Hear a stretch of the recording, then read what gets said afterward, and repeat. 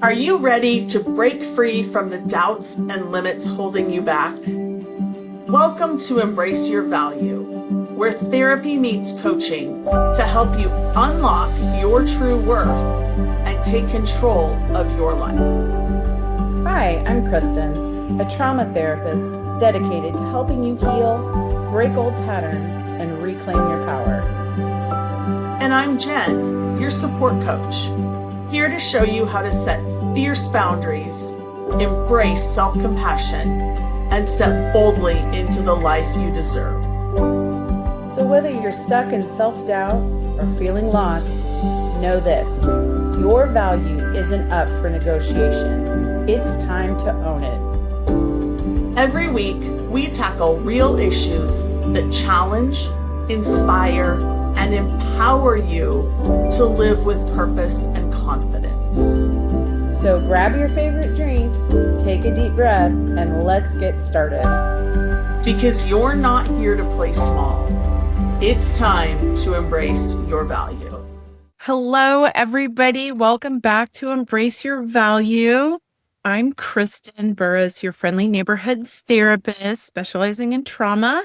And Jen Anderson, our beliefs and boundaries specialist, is here. And we have a very special guest that I'm going to let Jen introduce, and I look forward to speaking with. Jen, take it away. Thank you, Kristen. And we're glad you guys are back with us again. So it is my pleasure to introduce to you Shabana Knight. She is a wellness coach blending over a decade of fitness experience with holistic tools to help women align mind, body, and soul. She supports hormone balance and natural weight loss using homeopathic drops while guiding lasting lifestyle shifts. She's an adoptee from India, a wife and mom of 3. Shabana's journey fuels her passion for empowering others as a recovering people pleaser. She teaches women to embrace a me-first mindset, prioritize well-being, and live with clarity. Shabana shares her story on podcasts and coaches moms to feel better in their health, heart, and home via cleaning and decluttering. Whatever life throws at you, you have the choice to rise above. You are not a victim in and of your story. You are called to rise above your story and shine. And I can tell you firsthand, being one of the people who got to read Shabana's story ahead of this book collaboration that she's done, she is such an inspiration, and her story is so empowering and so beautiful. So when that book comes out, even if this is published, we're going to come back in and link that book in here. So anybody that's watching it later, or if you've already watched this, come back and check it out once in a while and see if that book's in there, because she has an incredible story, and maybe you're going to get to hear part of it on the episode today, but you all need to know Shabana if you don't know her. So thank you for being our guest. We are so excited to have you here today. Well, thank you for having me. It was such an honor to be part of these circles. It's so fun. So, yeah, absolutely. So we do our podcast on Embrace Your Value. We are always trying to help women find value in their lives, find their worthiness, set those healthy boundaries, all of those things. So tell us just a little bit about your journey and how it helped you to really embrace who you are and find your value. what a good question. Thank you. I'll start at the beginning. So my story starts at 1986. It's a busy train station. We're in India, and I'm at the age of 2, and I'm with my brother who's the age of 4. And we look around and we realize we're not with a guardian anymore. And so my 4-year-old brother takes my hand, and during that time, a police officer finds us, and he can't locate any parental guardian. And so he puts us in an orphanage, and then we're there for a year and a half. And then we get adopted out to the same family on the East Coast. grew up on the East Coast, and I eventually got to school in Texas. I met my husband. Now, fast forward all these years, we've been married for almost 18 years, and we have 3 kids. We have a middle schooler and then 2 in high school. So there we go. Wow. What an incredible story. Oh my gosh. Thank you for sharing that. I really need to hear more. Ask me questions and I'll be happy to answer. Sure. Well, how has the original start of your story, like you said, at the train station in India, how has that shaped your sense of identity and belonging? I started off just like kind of believing, just like, I'm worthless. I've been left. I'm alone. I'm abandoned, and all those wounds that come from early childhood memories and trauma and stuff like that. And then eventually, the older I got, just allowing love and light to fill my heart and to be grateful that like we were eventually adopted, that we have amazing parents in the household we actually ended up growing up in. And then now, like the older I am, being a mom and just wanting so much goodness and kindness and love for my own kids, and how that all plays out of the different ways we have them in activities. And I volunteer at the school a lot. And I do my best to be very active in my kids' life. And it's like a lot of it's like we give to our kids what we may have not had as infants and children and things like that. But also having such a great example of a loving household and family structure growing up. So it's like I got the best of both worlds. And now as a parent, as a grown-up, navigating all that entails and stuff. Love that. And I love that you say you got the best of both worlds. I love looking at it from that lens. It could have gone many different ways. And yeah, I absolutely I think that's great. So your story holds so much when you share it in your book. And I don't want to give away too much because I really do want people to go read it. I think it's incredible. What kind of process did you go through to really figure out, like you said, you had all the abandoned wounds and all of that. Like, what did you go through to really figure out that there was worth in your life? Was there like a specific story that happened? Like there was an aha moment, or did it just kind of come along naturally from these adoptive parents who are your parents? And did that just kind of seep in a little by little? I think there's a lot of different things to play in here. And earlier this year, back in February, I ended up going back to India after 36 years and seeing just the culture and just all the people and all the things. And it was just this full circle moment. At the end of the trip, we actually got to see the orphanage and just see it all. And like during that visit, I cried so much. And it was just this wave of just like love. And like I've been like held and loved all these years by so many different people. And just the power of that, of just, I don't even know, just trusting the process and knowing that everything's going to work out. And just the beautiful story and the mystery that we call life. I do, after being adopted and growing up in the States, like we went to church growing up. And so a lot of my background and foundation is faith-built and stuff like that. And just knowing that I've always been held, loved, and supported by a higher source and that everything works out. I just feel like my life is just so magical. I don't know. It's just like I've had so many low points in my life where I have felt like worthless or abandoned, and trying to work through those things is honestly when I finally just got into the personal development state. And it's been within the last, I would say like more like 15 years or so, but just realizing I'm not a victim, but I need to be able to stand on my story and be like victorious and stuff. And just knowing that, again, like everything ends up working out. Like I've always had such a positive, heartbeat, energetic mindset. And I just always try to find the good. Because yeah, our story could have gone 1,000 different directions. And just so your listeners know, the book she's mentioning, it's called Woven into Gold. I have a chapter in this book along with a lot of other amazing ladies and women who are sharing their personal stories. But yeah, I hope you guys all get a copy because it's a good chapter. So what was it like growing up in the States? You mentioned that you ended up going to school in Texas. What was the difference in different parts of the United States for you? Oh my gosh, what a great question. So in high school, I went down the road of becoming like a kindergarten teacher is what I wanted to do and stuff like that. And then when I got to like the actual like college classes and stuff like that, I was like, this is not for me. I'm not doing this. So I ended up going to an internship place down in Texas where it was more Bible-based teaching and stuff like that. And it was amazing. Like during that time, my parents were getting a separation. So I kind of was like, well, I can't fix the problems at home. I'm going to go take care of myself, like self-discovery work, find out my purpose, all that stuff. And it was during that time where I met my husband, and then we ended up moving out to Washington State, where he's from. So I've literally like grew up in Baltimore, Maryland, went to school in Texas, and then did a year in Minnesota also, and then came out to Washington. But honestly, I love Washington State. Like it is beautiful here. I love that it doesn't like where we are, it doesn't snow as much as where on the East Coast, there's more like blizzards and snowstorms and different things like that. The weather here is just gorgeous and I can manage the rain. Texas is really pretty too, but it gets too hot. What part of Texas were you living in?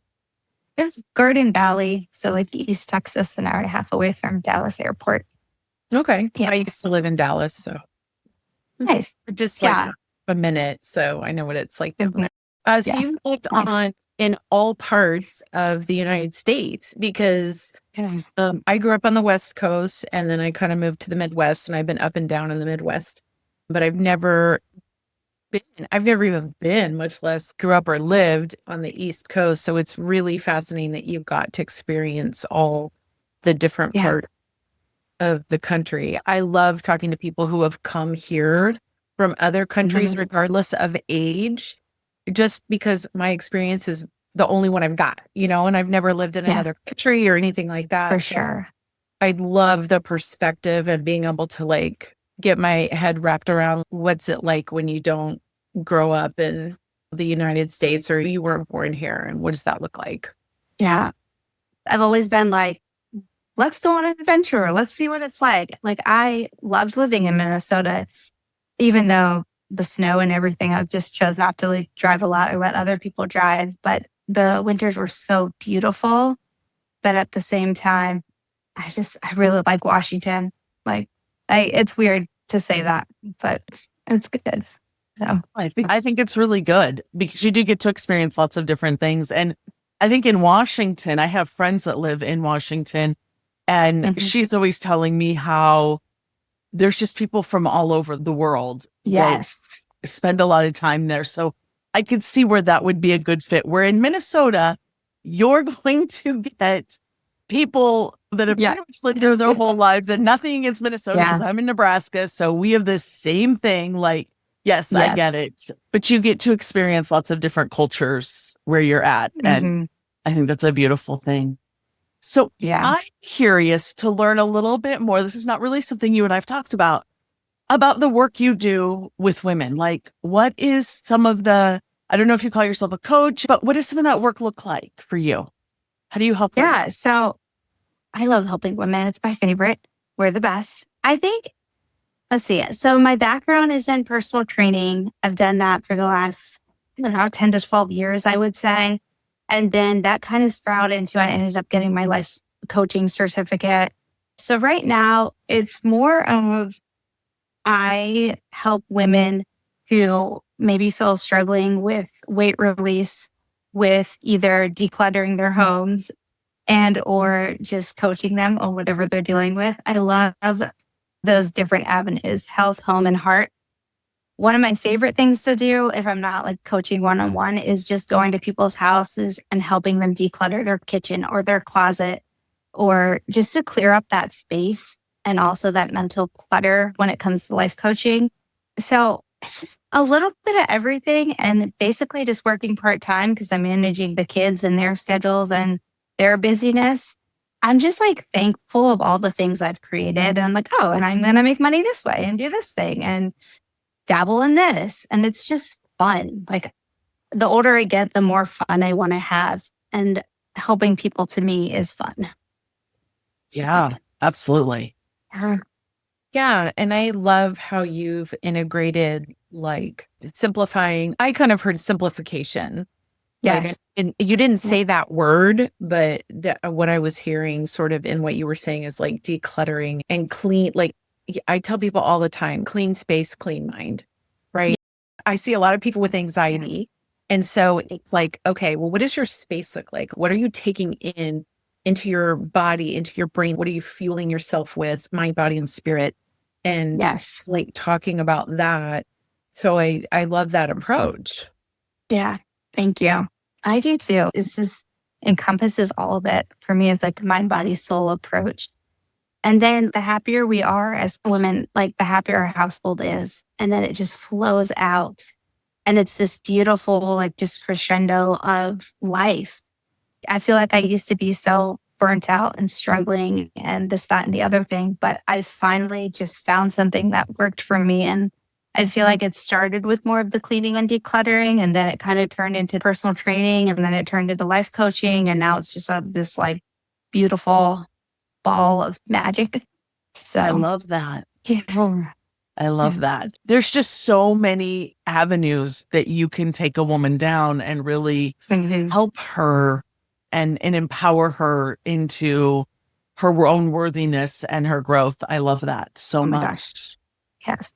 I think a lot of what I love about reflecting back, hindsight's 2020, but like a lot of the things I've created has come from just like this little like idea and it like blossomed and bloomed. But just learning the older I get to just trust my gut and trust my instinct and just go with it. And if it turns into something awesome, great. And if it doesn't, at least you tried. And that's a huge thing that I encourage women is just try and see what happens. Put in that effort because you don't know whose life you're changing.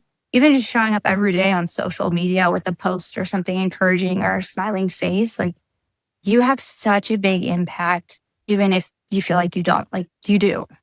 Yeah, I agree. I think it's those small acts of kindness and love. Yes. Oh my gosh, yes. Yes, that people can really appreciate. And you don't ever know how you're going to affect somebody's life. I see clients all day long. And so I do get a lot of feedback about, oh, this thing really helped me or that thing really helped me or this thing wasn't helpful. And, but it's also like I'm on the elevator and I just say, I just really love your shoes today. And it seems so trite and not like that big of a deal. But when you see somebody's face light up and go, oh my God, thank you. It's like, okay, I potentially made a difference in that person's life today and I made them smile. And if I can just make one person smile a day, I feel like it's a good day. Yeah. It's like the whole world wins when we share smiles. It's so good. Yeah. I love that. And we never know where that ripple effect comes from. We never know whose day we make better and how they make somebody's day better. And it just ripples out from there. So it's really the perfect thing to do. So I love that. Thank you for sharing that story, Kristen, because I think that's an amazing way to I do that all the time. Like we just traveled last week and every time we were on the elevator, I intentionally tried to start a conversation with someone that was on there, even if it was just, hey, how's your day going? Hey, what are you up to? 6:00 in the morning and we're all trying to get ready for our day. And I'm like, hey, you awake yet? And I don't know these people. They're looking at me like, who is this crazy woman on this elevator asking me questions? But it's just, you're in an elevator with someone, you're stuck in that proximity and no, you're not there very long. But why not make it a good experience for everyone? And who cares if they think you're weird or you're dorky or whatever? It's just like, be kind, walk around, smile at people, whether they smile back or not. That was probably the hardest thing when I lived in New Jersey when I was 20. Well, I was 22 and I nannied out there. And, they always said when I went to New York, I wasn't supposed to make eye contact and smile. And I would still smile and say hi to everybody. And we're like, stop doing that. And I'm like, no, I refuse. So, smile, be kind. I love that so much. Shabana, is there anything else that you really want to share with our audience? Is there anything you want to convey to them? I think just a reminder that we all have a story. And when we share our story, it allows other people to show up and share their story and shine their light.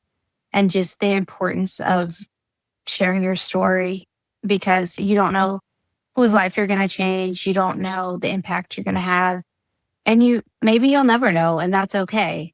But just take those bold action steps and share. Yeah, I love that so much. Absolutely. That speaks to my heart.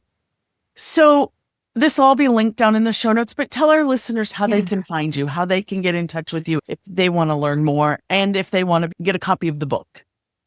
So tell our listeners how they can get in touch with you. For sure. We'll include the link tree in the bottom. And I'm on Facebook and Instagram, just Shabana Knight with a K. And I just started a podcast last month. It's called Organized Chaos Stories with Shabana. And they're just like 10, 15-minute episodes. Some are a little bit longer, but just connecting with you and inspiring you to make the world a better place. So Shabana, thank you so much for being such an incredible guest here with us. And to all of our listeners, get to know her. She's an incredible woman, and you will not regret reaching out and talking to Shabana. So, Kristen, any last words? No, it was such a pleasure to meet you and such a joy. Thank you for sharing your story. You're welcome. Thank you both for having me. I really appreciate it. It's been good. Absolutely. So be sure you like and share this podcast with friends, people you know that need to hear this story. Don't forget to subscribe, leave us comments, all that good stuff that we love to tell you every week. And we will see you all next week. Bye. Bye. Hi. Thank you for being here with us today. If today's episode hit home, don't just keep it to yourself. Subscribe, leave us a review, and share this episode with someone who needs to hear it. Because everyone deserves to know their worth. Next week, we're diving even deeper with more insights and tools to help you break free from limitations and live authentically. Until then, keep raising your standards, owning your worth, and embracing your value.